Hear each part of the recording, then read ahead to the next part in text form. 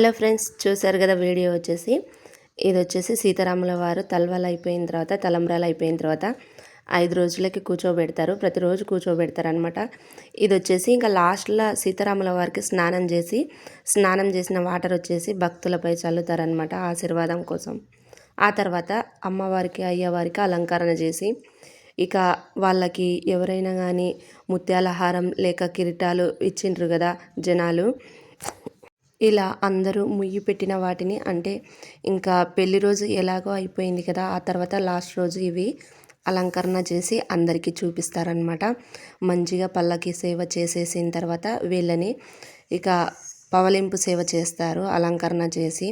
అలాగే బురుగులతో అభిషేకం కూడా చేస్తారనమాట.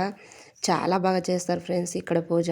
నేనే లేట్ అయ్యింది, పిల్లల్ని స్కూల్ నుంచి తీసుకొని వచ్చేసరికి చాలామంది కూర్చున్నారు. ఇక అందుకని చెప్పేసి లాస్ట్లో కూర్చున్నాను. క్లారిటీ కనిపిస్తుంది కదా, చూడండి ఫ్రెండ్స్. అభిషేకం చేస్తున్నారు సీతారాముల వారికి. చూడడానికి అసలు 2 కళ్ళు చాలవు. ఆడికైనా నేను ఇంకా ఫోన్ పట్టుకొని చూస్తూనే ఉన్నా. మీకు కూడా చూపించాలని చాలా గట్టిగా ప్రయత్నం చేస్తూ దేవుని తలుస్తూనే రికార్డ్ చేస్తున్నాను అనమాట. మీకు కూడా చూపిస్తే చాలా బాగుంటుందని. అసలు చూడడానికి 2 కళ్ళు చాలట్లేదనమాట. ఒక గంట వరకు అక్కడనే ఉండి చూసేసి తనివి తీరా అక్కడ నుండి వచ్చామన్నమాట. అందుకని చెప్పేసి మీకోసం ఇంత కష్టపడి నేను వీడియో తీశాను కదా, నా కోసం ఒక్క చిన్న లైక్ అండ్ సబ్స్క్రైబ్ చేసుకోండి ఫ్రెండ్స్, అంతే చాలు. ఇక మీరు ఇచ్చేది నాకు అంతే. ఇక అభిషేకం తర్వాత ఆరతిస్తారు ఫ్రెండ్స్. చూడండి చాలామంది ఆడవాళ్ళు వచ్చారు.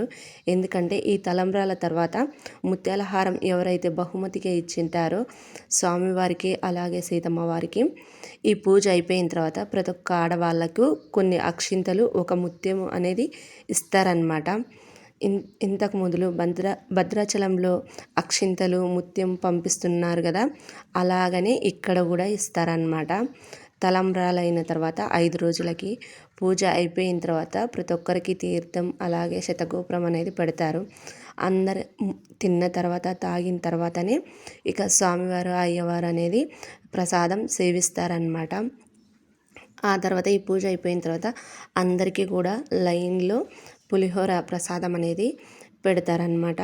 ఆ తర్వాత ఇక తనివి తీరా దేవుణ్ణి అయితే చూసుకుంటున్నాను నేనైతే. ఇక చూడండి ఫ్రెండ్స్, దేవుని మీదే ఉంది. ఎక్కడికి వెళ్ళినా నా ఫోన్ దేవుని పైనకే వెళ్తూనే ఉంది. ఎప్పుడెప్పుడు ఫోటో దగ్గర నుండి తీసుకుందామని ఇప్పుడు కుదిరింది.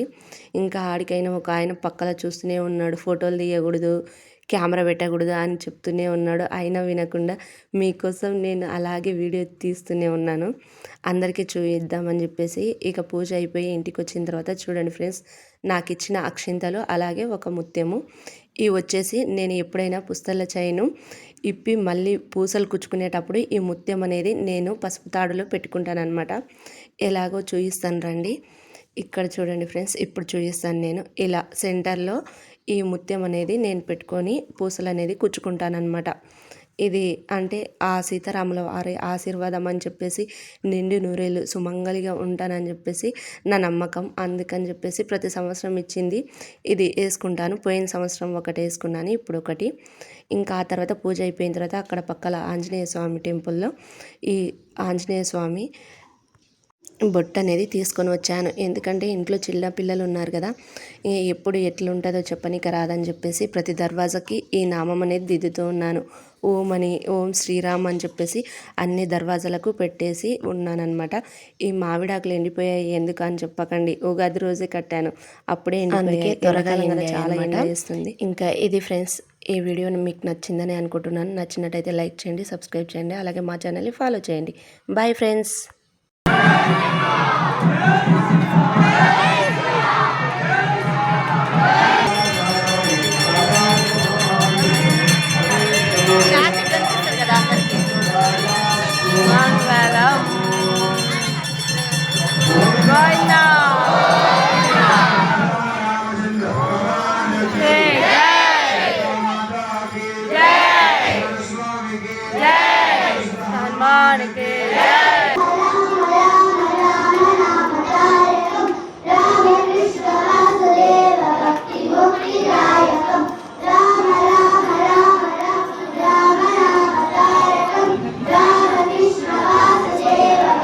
मुक्तिदायक